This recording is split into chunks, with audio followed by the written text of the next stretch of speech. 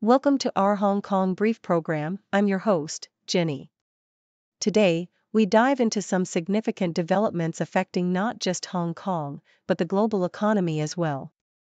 President Trump is standing firm on his tariffs, likening them to necessary medicine despite the chaos it's causing in stock markets worldwide. As tensions rise, global markets are feeling the heat, with a notable plunge in stocks across Asia. In a surprising twist, China's consumers are slowly starting to open their wallets again after a period of caution. With government initiatives aimed at boosting domestic spending, there's a glimmer of hope for a recovery in consumer confidence. However, experts warn that this uptick may not be sustainable without structural reforms. And in Hong Kong, the stock market isn't faring well, hitting a 2-month low as the tariff tensions escalate. The Hang Seng Index has seen significant declines, reflecting the broader impact of U.S. China trade relations. The outlook remains uncertain as analysts predict more challenges ahead.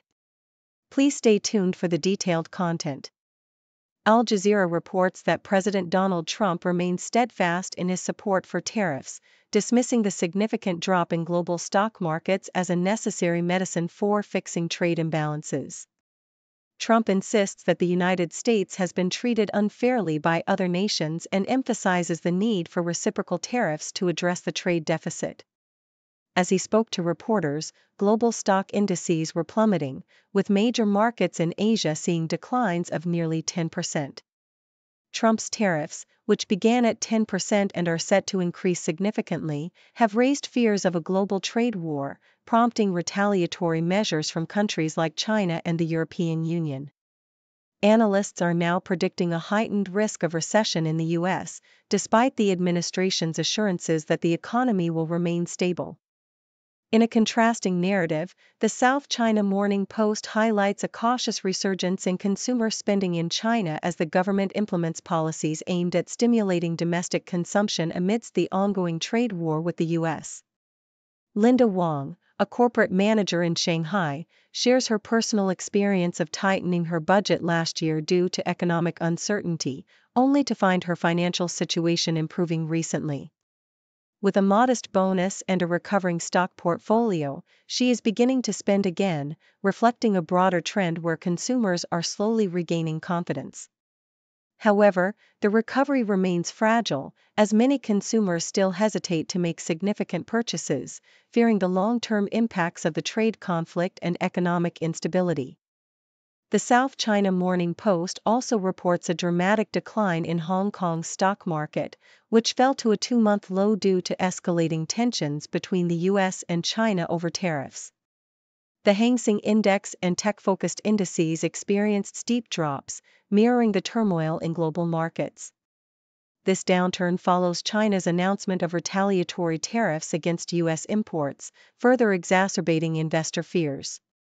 Major Asian markets, including Japan and South Korea, also suffered losses, prompting investment banks like Goldman Sachs to revise their growth forecasts for Chinese equities downward. The interconnectedness of the global economy is evident, as the repercussions of the trade war ripple through financial markets, leaving investors and consumers alike in a state of uncertainty.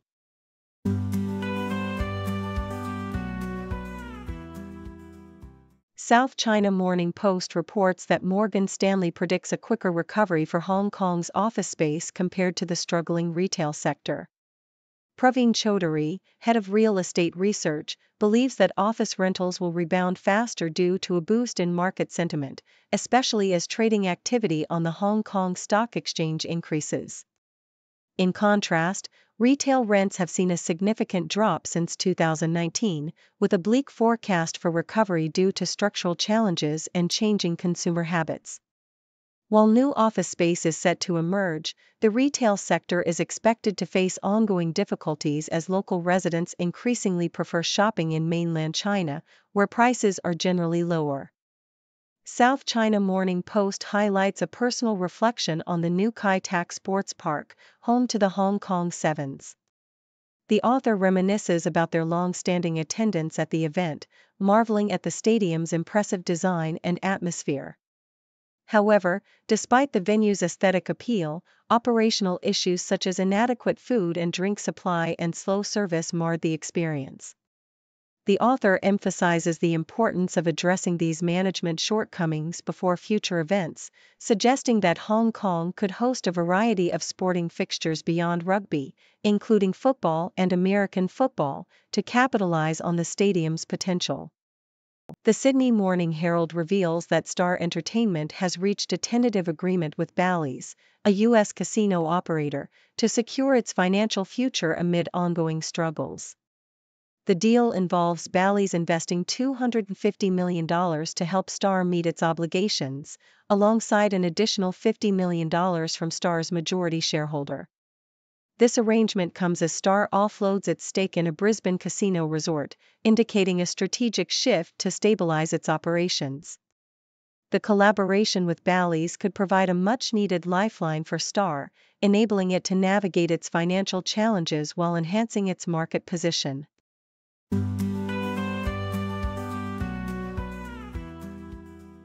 South China Morning Post, Hong Kong's new police chief, Zhou Chao-yat-ming, is advocating for a collective sense of duty among residents to bolster national security in everyday life. Emphasizing the importance of avoiding unrest similar to the 2019 protests, Chao adopts a balanced approach to policing, asserting that the force must be firm against crime while also engaging with the community. He highlights the need for public awareness of national security issues, which extend beyond legal frameworks to include cybersecurity and the protection of critical infrastructure. Chao's vision includes a proactive stance on public events, where he aims to assess the intentions of organizers to prevent potential conflicts, reflecting on past experiences during the Poly-U protests. He remains committed to fostering youth engagement through educational initiatives, despite ongoing investigations into past protests, and seeks to enhance the efficiency of the police force amidst financial constraints. South China Morning Post, Hong Kong Cycling Association is optimistic about hosting international track cycling events, with Chairman Leung Hung-tak expressing confidence in the city's bid to attract the UCI Track World Cup in 2026 and 2027. Leung believes that Hong Kong's previous successful hosting of major cycling competitions has established a strong reputation with the UCI, making it a favored candidate among competing cities. The association is keen to capitalize on the upcoming Olympic Games, as hosting the World Cup during this period would increase its appeal to international teams.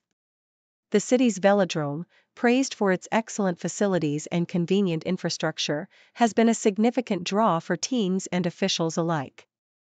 With the head coach echoing sentiments about Hong Kong's organizational quality, the Cycling Association is poised to welcome the global cycling community back to the city. South China Morning Post, Goldman Sachs has launched an art advisory service tailored for Asia's ultra-wealthy, including clients in Hong Kong and mainland China, recognizing the region's burgeoning art market. The service aims to guide collectors through the complexities of art transactions, a necessity in a market where personal relationships often overshadow formal advisories.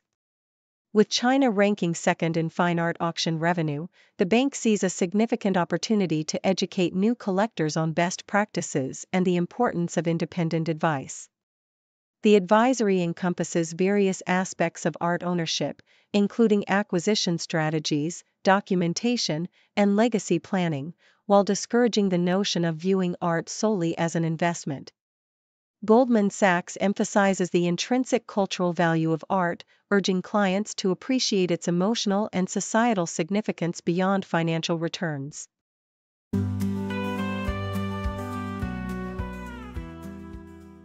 South China Morning Post reports that a recent survey by Kroll has revealed a troubling outlook among Hong Kong executives, with over 70% anticipating an increase in cybercrime by 2025.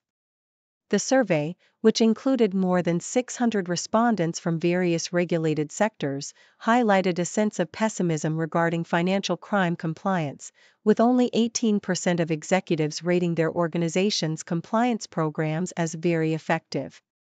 Violet Ho, head of Kroll's Greater China Investigations, emphasized the unique challenges posed by Hong Kong's status as a major financial hub, which attracts global fraud. The Hong Kong Monetary Authority has pledged to enhance anti-fraud measures using advanced technologies, but concerns linger regarding the effectiveness of artificial intelligence in combating financial crime, with many executives expressing skepticism about its potential benefits. Nikkei Asia shines a light on China's Hainan province as it emerges as a free trade port and a hub for medical tourism, contrasting sharply with the protectionist policies of the Trump administration. Known for its tropical climate, Hainan is attracting tourists and foreign investment, with a significantly higher cap on tax-free spending compared to Hong Kong. The province is also focusing on medical tourism, establishing special zones for advanced medical practices and equipment.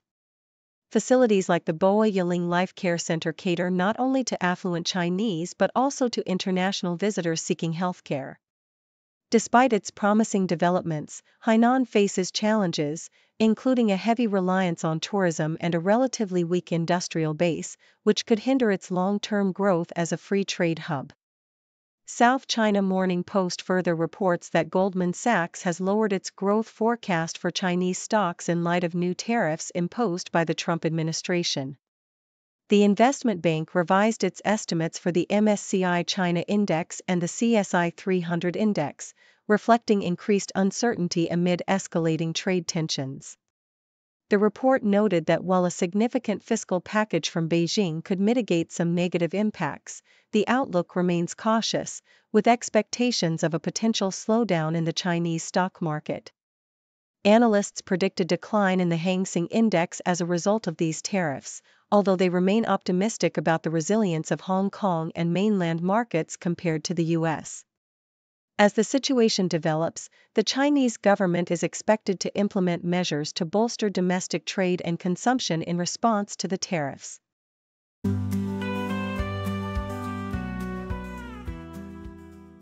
South China Morning Post reports on the vibrant atmosphere at Discovery Bay's Tai Pak Beach, where the ITF Beach Tennis World Tour Hong Kong took place for the first time, attracting hundreds of spectators and competitors from 28 countries.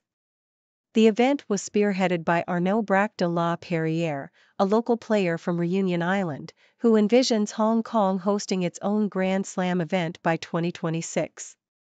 With plans for BT 100, BT 200, and BT 400 tournaments leading up to this goal, Braque de la Perrière is determined to create a beach tennis hub, reminiscent of the festive Rugby Sevens atmosphere, complete with a 2,000-seat arena and multiple courts.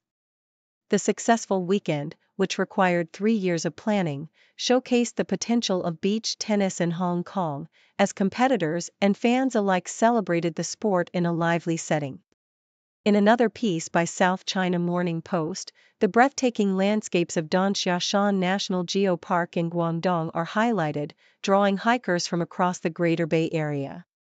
This UNESCO-listed site features stunning red cliffs and unique rock formations, including the amusingly named Mailstone, which attracts visitors seeking both natural beauty and playful photo opportunities.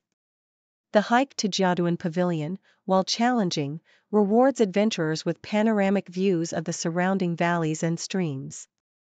Along the way, hikers encounter various intriguing rock formations and temples, making the journey not just a physical challenge but also a cultural exploration. With convenient transportation options from Hong Kong, Donxiashan emerges as an ideal weekend getaway for those seeking adventure and scenic beauty. In an opinion piece from South China Morning Post, the need for streamlined land regulations in Hong Kong is emphasized as the city grapples with its limited land resources and the desire for megaprojects. The proposed pay-for-what-you-build concept aims to ease bureaucratic hurdles, allowing developers to modify leases and pay premiums based on actual development rather than maximum floor area. This flexibility is crucial as Hong Kong embarks on the ambitious Northern Metropolis project, which seeks to transform vast areas into commercial and housing hubs. With interest from numerous companies in developing these large land parcels, the hope is that easing restrictions will stimulate investment and economic growth, ultimately addressing the city's budget deficits and paving the way for visionary developments unimpeded by outdated regulations.